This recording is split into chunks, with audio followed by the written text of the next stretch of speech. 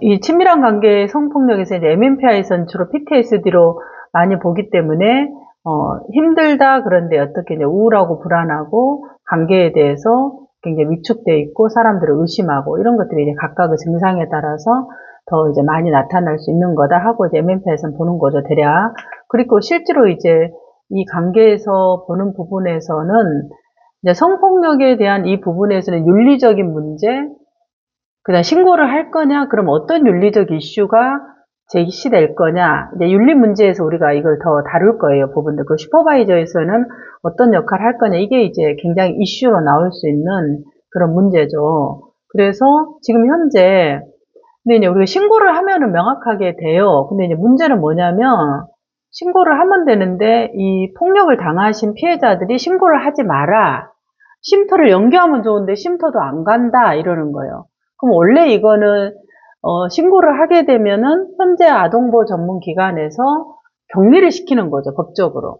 신고를 하게 되면 격리를 시켜서 아동 그 쉼터라든가 아보존에서의 그런 부분에서 분리 조치가 들어가는 거죠. 일단 학대가 일어났으니까 부분들. 그래서 그런 부분인데 이제 문제는 상담사의 딜레마는 뭐냐면은 얘가 신고하지 마라. 그러면 내가 아무것도 안 하겠다.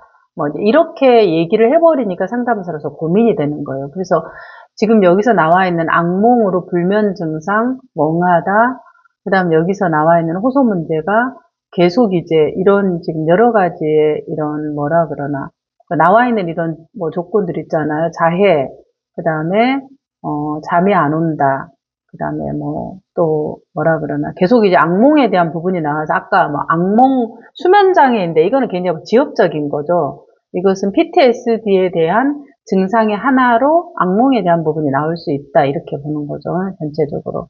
그리고, 실제로 이제, 이 가족관계에 대한 이런 부분들이 이제 헷갈리게 하는 부분이에요. 가족관계에서 이런 거를 대상관계로 보고 얘기를 하고 이러는데, 이걸 대상관계로 하는 것은 증거 기반 치료가 아니니까 어렵죠. 그래서 이 사례에 대한 이 부분은 대상관계로 하기보다 그 뭐라 그러나 인지행동 치료로 이제 가장 증거 기반에서 얘기하고 있는 것은 인지행동 치료인데 인지 처리 치료라는 이런 거죠. 저희가 아까 말한 EMDR이라든가 이런 것들은 이제 어떤 특수한 이런 부분이잖아요. 그래서 우리가 접할 수 있고 이렇게 하기 어려우니까 그걸 상담해서 우리가 상담이에요. 우리가 상담사라는 거죠. 그래서 이제 EMDR 이런 부분들은 이제 부분적으로 사용하고 있지만은 상담사의 정체성 이런 부분에서는 그렇게 많이 사용하고 있지는 않죠. 이 부분들. 그래서 우선은 이제 그 뭐라 그럴까 이 청소년이 15살이라는 거를 기반으로 전체적인 상담의 초기, 중기, 후기 이렇게 좀 나누어서 상담을 진행하겠다. 그렇게 하고 우선은 지금 이제 이 내담자가 갖고 있는 어려움에 대한 부분에서 이걸 이제 누가 상담에 의뢰를 했냐 그렇게 했을 때 지금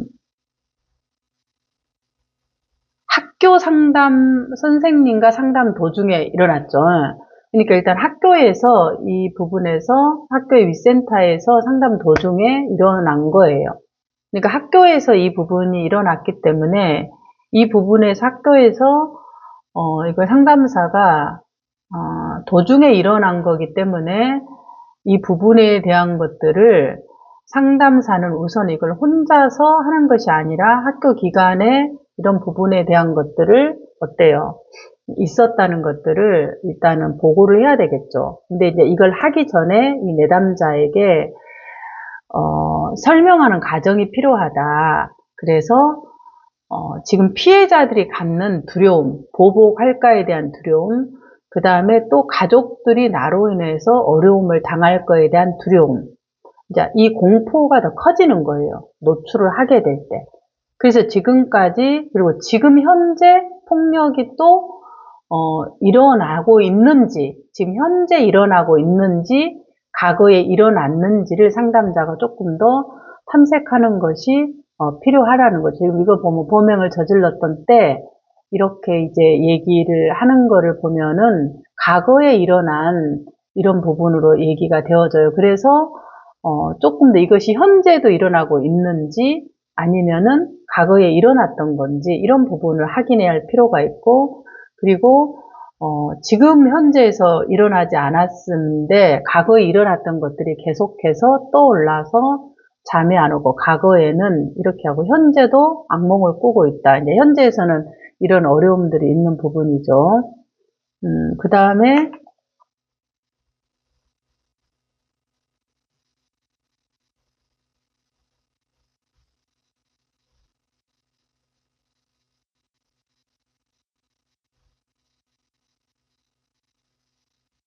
거기서 이제 지금 이 내담자가 두려워하고 있는 것들이 이거죠.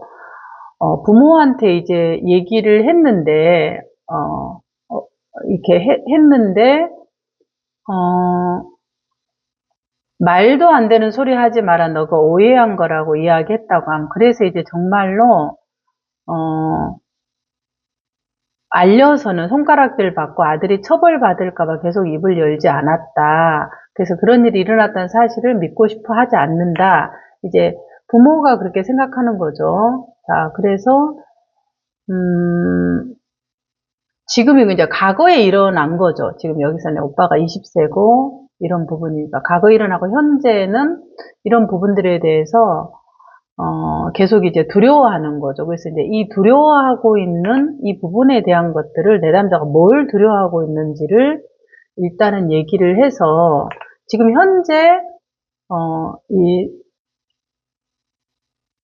이제 상담자가 봤는데, 이제 현재 이 폭행이 현재도 지속되고 있는지 이럴 때는 이건 반드시 신고를 해야 되는 부분이고 보고, 현재는 일어나지 않는데, 과거에 일어났던 이 부분들에 대한 부분이라면, 현재 내담자가 이 부분에 대한 것을 어떻게 하기를 원하는지를 먼저 내담자하고 이야기를 해봐야 된다.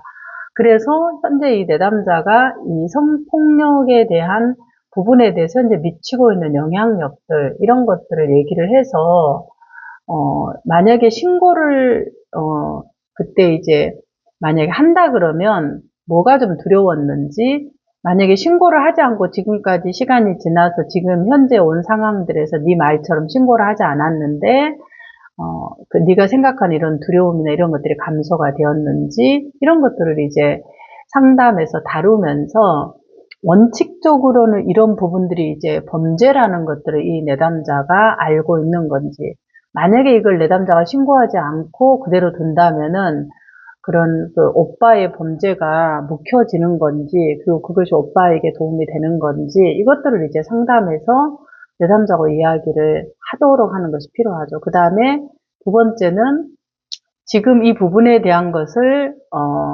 이 부모 상담을 통해서 오빠의 이런 행동들이 지금도 다른 사람에게 가고 있는지를, 이제 이런 폭행에 대한 이런 부분들을 멈추지를 않기 때문에 있는지를 사실을 확인하기 위해서도 이게 신고하는 것이 필요하다. 그런데 이제 이 가족들, 엄마하고 오빠하고 뭐 가족 상담을 통해서 이게 개인 상담으로 좀 한계가 있기 때문에 가족 상담을 통해서 이런 부분들을 좀 다루는 것이 필요하겠다 해서 전체적으로 지금 현재 일어나지 않는 폭력이라면은 이런 것을 다룰 필요가 있겠다. 이렇게 해서 점차적으로 이제 상담을 진행하고 내담자가 좀 힘이 생기면은 내담자가 스스로 오빠에게 대해서 이런 부분들을 얘기할 수 있도록 상담에서 다루는 것이 필요하겠다.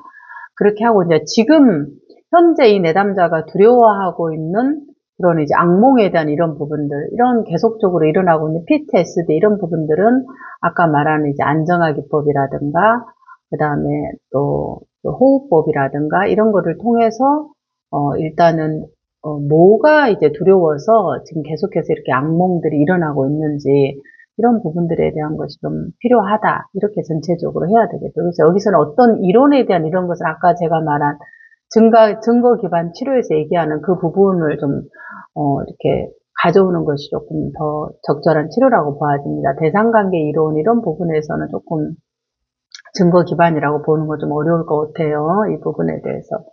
그리고 조금 이제 하나 더 본다 그러면 지난번에 했던 이제 이야기 치료라든가 해결 중심 이런 부분에 대해서 이건 어떤 구조적인 문제잖아요. 어머니께서 이런 부분들을 이렇게 묻혀버리는 이런 구조적인 부분 이런 것들에 대한 담론을 좀 해체하는 부분 이런 것을 접근하겠다. 만약에 이제 이런 그 포스트 모더니즘적인 것들에 좀 이해가 되어 있는 상담자라면 그런 부분의 접근도 이런 성적인 부분에 대한 것은 개인 내적인 문제로만 접근하는 건 한계가 있어요. 그래서 이제 그런 부분의 접근도 유용한 접근으로 볼 수 있겠죠. 전체적으로. 자, 그리고 이 부분은 저희가 슈퍼비전하고 위기 상담 윤리할 부분에서 조금 더 저희가 언급할 수 있도록 하겠습니다. 자, 그 다음에 첫 번째 사례에 대해서 같이 보도록 하겠습니다. 첫 번째 사례는 지금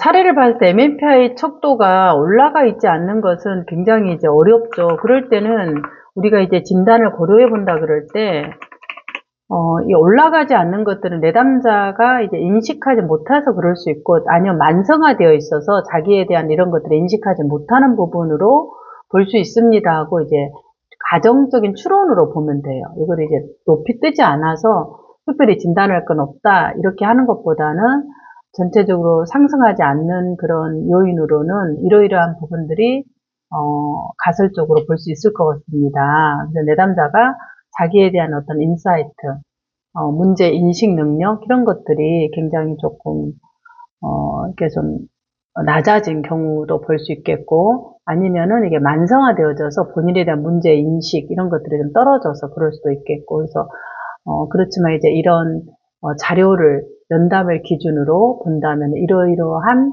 이유로 인해서 내담자의 이런 부분의 진단을 고려해 볼 수 있겠습니다. 그러나 추후 이런 부분들을 면담에서 더 확인되어져야 될 것으로 보여집니다. 이렇게 이제 없습니다, 있습니다 이렇게 하는 것보다 이제 가설적으로 제가 1강에서 얘기했던 것처럼 가설적으로 이제 갖고 있는 부분들에 대한 것들을 확인해 봐야 될 사항, 그 다음에 가설적으로 어떤 것들에 대해서 추후 좀 더 탐색해 봐야 될 건지, 그다음 지금 나와 있는 이런 것들을 근거로 이러한 것들의 가능성들을 고려해 볼 수 있겠습니다. 이렇게 답변하는 것이 굉장히 이렇게 종합적으로 이걸 전반적인 것을 알고 있구나라는 걸 전달하겠죠. 그래서 이제 단순하게 이거 뭐 특별하게 진단할 게 없다 이렇게 끝나버린 것보다 이제 그런 뜨지 않는 MMPI를 볼 때는 그렇게 하는 것이 조금 더 도움이 되겠죠.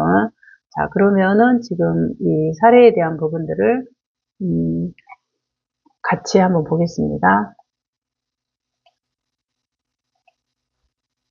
네, 7장에 나온 교류 분석 기반 사례 개념화에서 나온 사례입니다.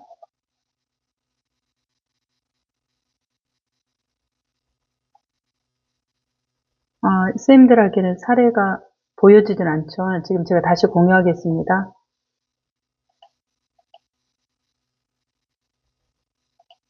네, 지금 보이신 사례가 보여지죠? 사례 7번. 네. 자, 지금, 앞부분의 사례도 이제 친밀한 관계에서의 이건 성폭력이고, 여기는 친밀한 관계에서 가정폭력이에요. 그러니까 둘 다 친밀한 관계에서인데, 그냥 폭력이라 그럴 때, 조금 이제 그 얘기를 하실 때 핵심적인 것은 친밀한 관계에서 일어난 성폭력, 친밀한 관계에서 일어난 가정폭력이기 때문에 암묵적으로 가족들에게 2차적인 가해, 보복이 되어질까에 대한 두려움, 가족에서 내가 소외되어질까에 대한 두려움, 이런 것들이 내담자에게 있을 수 있기 때문에 이런 친밀한 관계에서 폭력에서는 이런 부분들을 상담자가 고려해 보는 것이 필요합니다. 이 내용이 들어가는 게 이 친밀한 관계에서의 폭력에서는 중요해요. 그래서 두 사례 다 지금 공통적인 것은 뭐냐면 친밀한 관계의 폭력이라는 거예요. 가정폭력, 성폭력. 자, 그러면 이제 지금 이 사례 7에 대한 것은 친밀한 관계에서 어떻게 이제 폭력들이 일어나는지 한번 볼게요. 지금 어렸을 때 가정폭력 피해자였어요. 이 지금 내담자가. 근데 MMPI를 보면은 지금 MMPI에서 나와 있는 현재 부분들이 전체적으로 뭐 그렇게 힘들다 이렇게 나와 있지는 않죠. 그렇다고 그렇게 방어가 높은 것도 아니에요. 그러니까 나는 이제 문제가 없어 이렇게 지금 내담자가 보고하고 있는 거죠. 이제 다소 조금 높은 것이 2번이 약간 상승돼 있고 특별히 지금 5번이 상승되어 있는 것이 조금 특이하죠. 부분들. 그 다음에 7번이 약간 상승돼 있어요. 그래서 약간 이제 임상적인 그런 기준까지는 아니지만 그래도 개인 내적인 거예요. 비교일 때 이제 높지 않은 것은 어떻게 얘기를 하시냐 그러면 임상적 기준에 의해서 높은 점수는 아니지만 개인 내적 비교의 점수를 봤을 때 그 중에서 2번과 7번이 약간 상승돼 있기 때문에 이 내담자의 그런 우울과 불안 이런 부분들이 어느 정도는 있을 것으로 추정되어집니다. 이렇게 이 부분의 MMPI에서는 그렇게 크게 65점을 넘지 않을 때는 그렇게 이제 보는 것이 필요하겠죠. 부분들. 자, 그 다음에 이제 앞에서 봤을 때 이렇게 MMPI에서 보는데 실질적인 이 내담자의 어려움들은 뭐냐 그랬을 때 자기가 자라나서 지금 현재 가정폭력 피해자였다. 그쵸? 그리고 이게 아내도 가정폭력 피해자였고 그 다음에 이 아들도 지금 전부 다 대항을 하지 못하는 거죠. 가족들 전체가. 그리고 이제 이 내담자의 40대 후반의 내담자는 술을 먹고 마음에 들지 않으면 상대를 폭행했고 죄책감을 갖고 있고 그 다음에 뭔가 자기를 소외시키면은 화가 나서 이제 이해해주지 않을 때 되돌아댈까봐 믿지 못하는 것이 힘들다. 그래서 지금 강압적으로 표현한다. 지금 멈춰졌지만 이게 중요한 게 이거예요. 과거에는 이랬는데, 그러니까 과거에는 약간 폭력에 대한 이런 부분들로서 아까 우리 기존에 나왔던 간헐성 폭발장애 이런 부분들을 고려해 볼 수 있겠지만 지금 현재는 폭력이 멈추어졌다 그랬어요. 폭력이 멈추어졌고 그래서 이제 이분이 지금 아까 말한 것은 내가 이전처럼 되돌아볼까 봐서 본인이 어렵고 화가 나는 거죠. 그러니까 지금 이 내담자가 갖고 있는 부분은 간헐성 폭발성 장애로 보기에는 현재 멈추어져 있기 때문에 그 진단에 대한 것을 고려하는 것은 조금 어렵겠죠, 부분들. 그래서 오히려 본인이 그런 다시 이전처럼 되돌아갈까에 대한 불안 이런 부분들이 오히려 이 내담자에게는 조금 더 진단의 가능성을 열어둘 수 있을 것 같아요, 부분들. 그러면서 약간의 우울감도 좀 있고 소외되는 것에서 가지는 우울감. 그러나 이제 뭐 우울증이 있고 이런 정도는 아니고 약간의 우울감과 불안 이런 것들이 이제 내담자에게 있어 보인다 부분들. 그리고 이제 지금은 감정을 좀 참다가 폭발하는 그 정도, 감정을 잘 조절하는 것들이 좀 어려운, 그 정도의 어려움을 갖고 있는 것으로 보여진다. 이렇게 전체적으로 이 지금 사례에 대한 진단의 부분들을 볼 수 있을 것 같아요. 그러니까 우리가 진단의 가능성을 얘기해봐라 그럴 때 전부 다 지난번에 얘기했던 DSM-5의 모든 것이 다 진단을 얘기할 필요는 없다는 거죠. 명확한 것들은 아까 말한 PTSD 이런 부분들의 성폭력은 PTSD, 그 다음에 PTSD인데 지금 현재 너무 우울이 심할 때는 이렇게 약간 주요 우울 장애 이런 것도 좀 고려해 볼 수 있겠고 아니면 불안이 너무 심한다든가 이런 거는 불안 장애, 공포 이런 것들 다양하게 고려해 볼 수 있겠죠.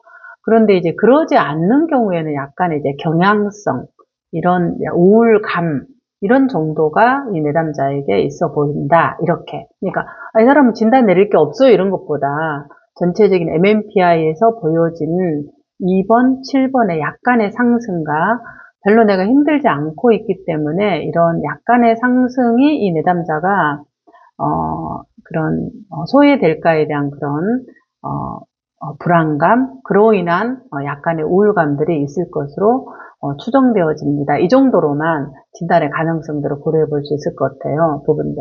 그래서 아까 얘기했던 이제 알코올 사용 이런 분이라는 게 지금 현재는 알코올로 인해서 하고 있다는 자료가 없잖아요. 과거에 그랬고. 그 다음에 또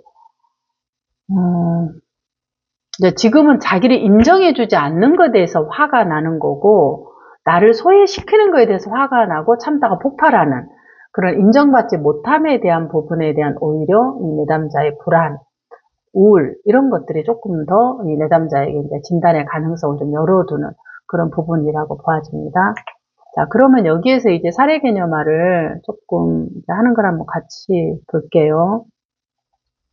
핵심적으로 이제 이 내담자의 그러면 어떻게 이 내담자 이런 뭐라 그럴까 이런 지금 현재 어려움들을 어떻게 이해하고 상담을 할 거냐 그럴 때 만약에 교류 분석으로 한다 그럴 때 핵심적인 내용이 어떻게 들어가서 해야 되는지 선생님들이 이걸 적어 보셔야 돼요.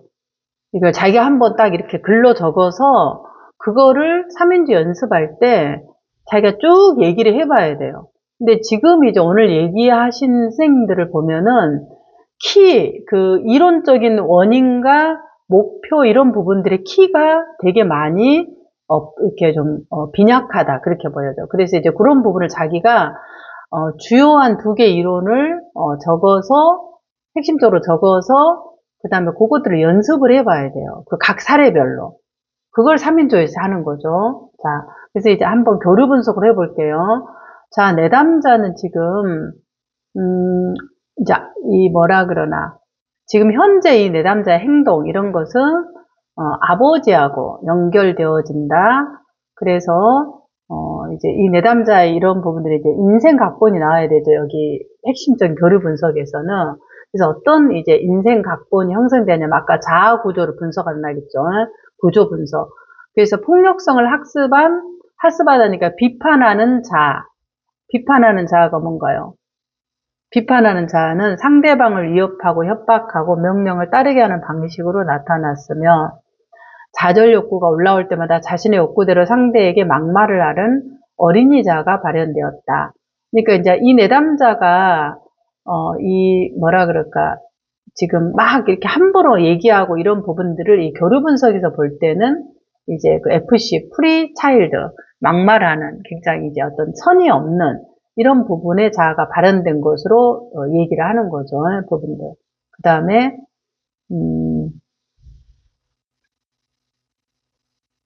이제 이 CP라는 것은 이제 아버지 폭력성을 학습하면서 비판을 하는 거죠. 이제 아유 나는 저렇게 안 해야지 하면서 자기도 상대방을 위협하고 협박하고 명령을 따르는 방식으로 이제 나타난 거죠. 인생 각본에 대한 이런 부분으로. 그래서 내담자가 아버지의 무능력과 폭력으로부터 자기와 어머니를 지켜야 했던 어린 시절을 통해서 어떤 인생 각본이 생겼다? 아무도 믿을 수 없다. 그래서 나를 지킬 수 있는 것은 오직 나뿐이다. 이렇게 하는데 인생 각본이 생긴다는 거죠. 이게 이런 식으로 주요한 내담자의 이런 어떻게 사례 개념화 해봐라. 이렇게 할 때 똑같아요. 사례 개념화 해봐라. 이 말은 어떻게 해서 이 문제가 생겼고 어떻게 상담할 거냐잖아요. 이렇게 물어볼 수도 있고 아니면 어떻게 이 원인이 생겼다고 보느냐 두 이론을 비교해봐라. 이렇게도 얘기가 나오고 어떻게 상담할 거야? 이렇게 다 같은 말이에요. 그러니까 이 말을 이렇게 묻든 이렇게 묻든 같은 말이에요. 그럴 때 동일하게 들어가는 것은 지금 말한 이런 키된 부분들을 가지고 말을 연결해서 사례를 설명해야 되는 거죠. 부분들.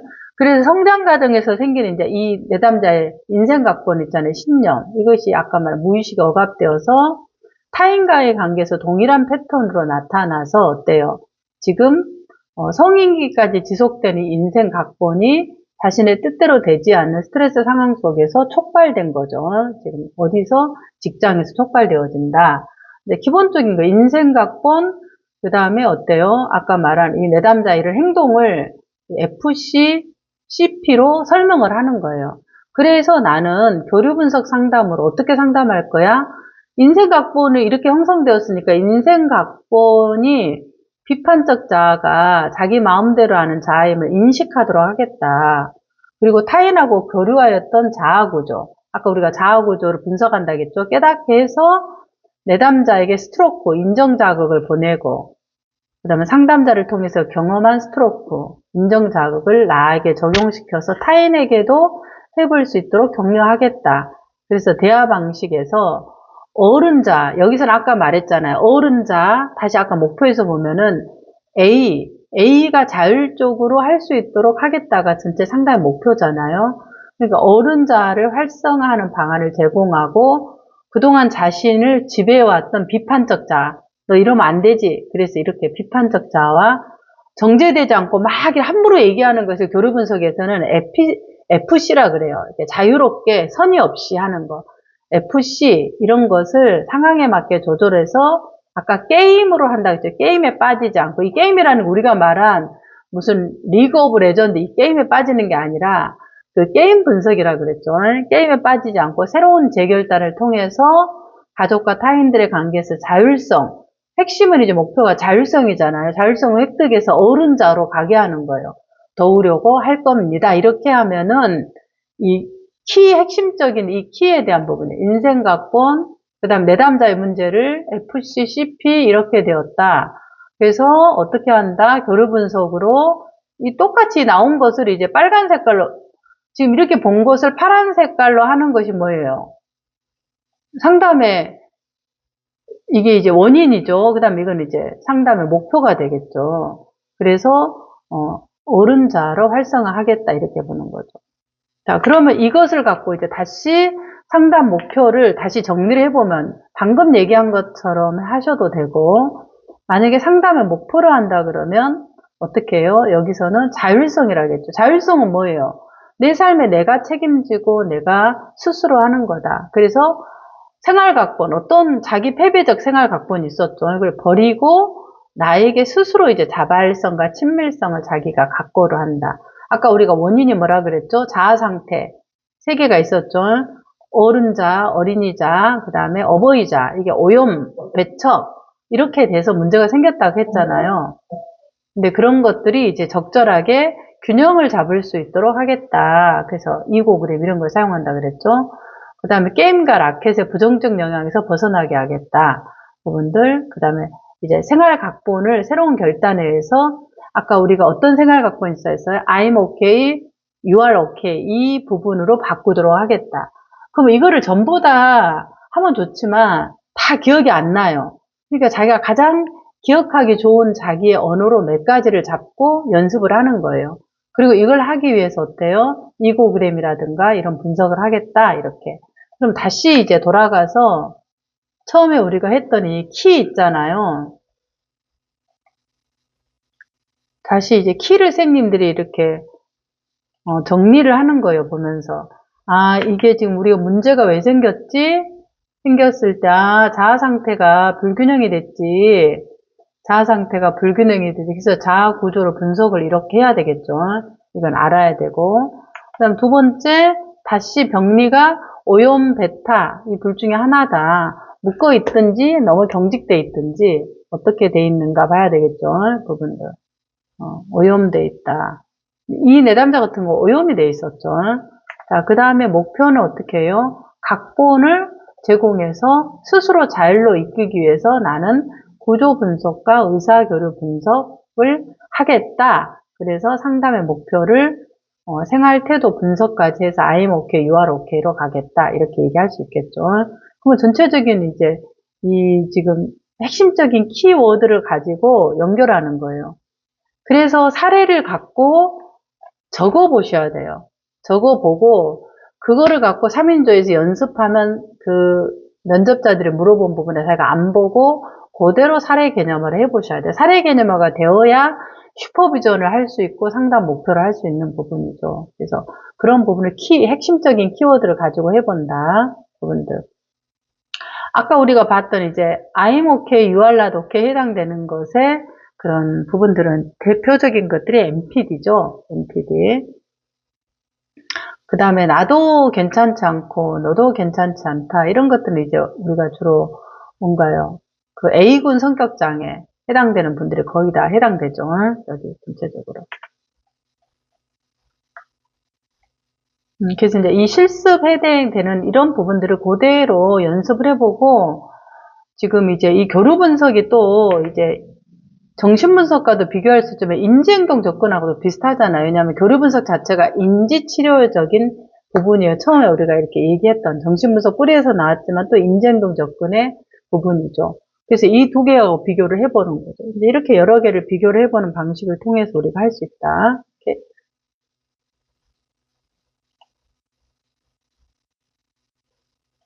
Recording stop.